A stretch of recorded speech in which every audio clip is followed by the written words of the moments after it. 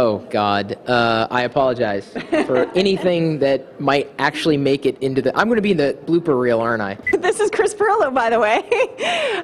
Tell me what you're doing with the live stream. You were one of the first people to go live all the time on Ustream you're using right now. Yeah, because I could. Well, that's a good reason. Well, I mean, you know, if I've got an internet connection and I'm sitting there anyway and I don't leave my house and I'm geeking out, well, why not have, like, something going on? And so now it's part of my life, I guess. You recently became a CNN expert. Right. I don't exactly know what that means, though. I think it just means, hey, you're online. Do you want to help? Like, sure. I'm doing it anyway. How often are you appearing on CNN? I am every Thursday, 5:30 p.m. Eastern. Well, should be every Thursday, although when I travel, it doesn't always happen. But then I'm also doing articles for them, like written, you know, usually answering questions. Now, you came from old school media, traditional media, TV, the tech TV crowd. Y'all know him from there. No, not everybody does.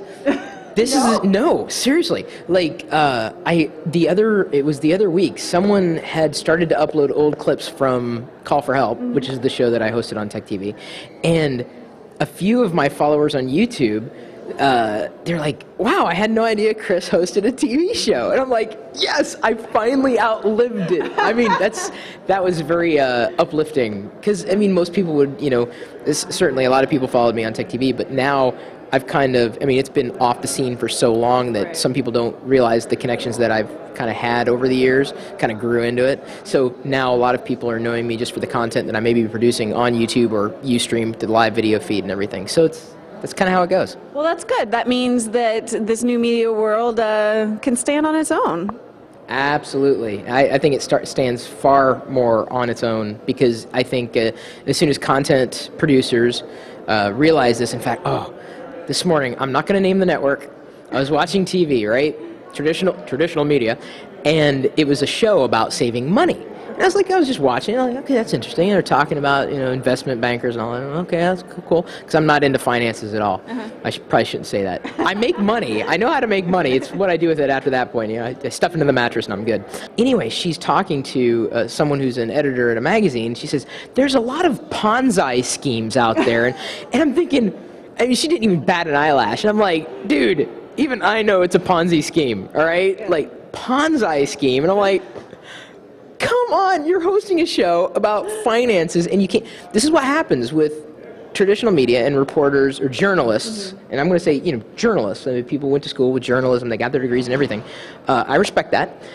However, when you are hired to cover a story, it tends to be covered in a different capacity than if you're going after the story because you believe in it, you understand it, it's something. And so people say, well, you know, with this new media, social media, I don't know if I can trust a blogger as much as I can a journalist. Instead, I'll trust a blogger before I trust a journalist at this point, because I know the story.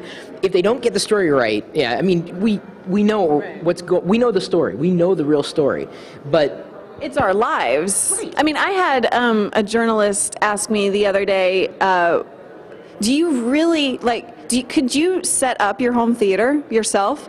Like, yes. That's what I do. And he was like, but you talk about technology, you can actually do it, you know? And it was a shocker to him. So that it's totally different. Yes, I would agree. I would trust a blogger or a podcaster more than I would a journalist. So a journalist that's a career choice. A blogger is not necessarily a career choice. It's usually driven out of passion. And unfortunately, a lot of newscasters and journalists, when you put them on camera, are vapid. Like, there's nothing there. Like, they're just not there. And I didn't realize that. I was in Iowa at the time, still living there, and I was going to the Iowa State Fair, which is a big deal. I was asked to come on to a news station to talk about what was going on in the fair in terms of technology. And because there was like a little pavilion, there's like 3 technology companies in the state of Iowa. No, there's more than that. But it was relatively small. So I get on there and I'm bantering, like improvising as I'm prone to do.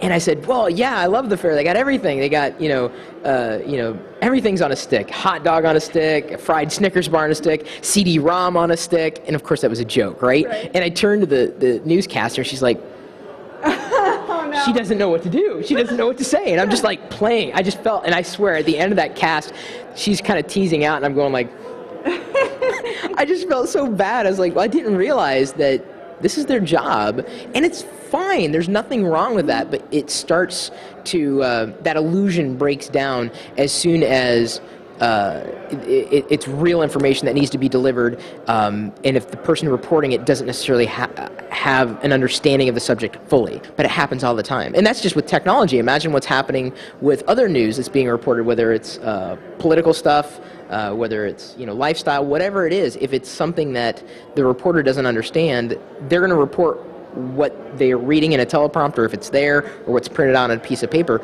but without a true understanding of it, they're never going to make that connection. And I think the trust factor, I think, is going to be weakened largely because of the transparency of the greater blogosphere, or just the thing, social media in general, we can say now, compared to these traditional constructs. Real quick, you have Gnome Decks coming up this year in the fall? Mm-hmm. 9th year. 9th year, wow. Yeah. Tell everybody what Gnome Decks is. Technology and humanity where it comes together. And if you are in the Seattle area and can get there, when is it? August 20th through 22nd. Something like that. Go to gnomedecks.com. I'm like, let me check Google. Thank you, Chris. Chris can talk forever. If you want to see the whole uncut version, I have a link at www.geekbrief.tv.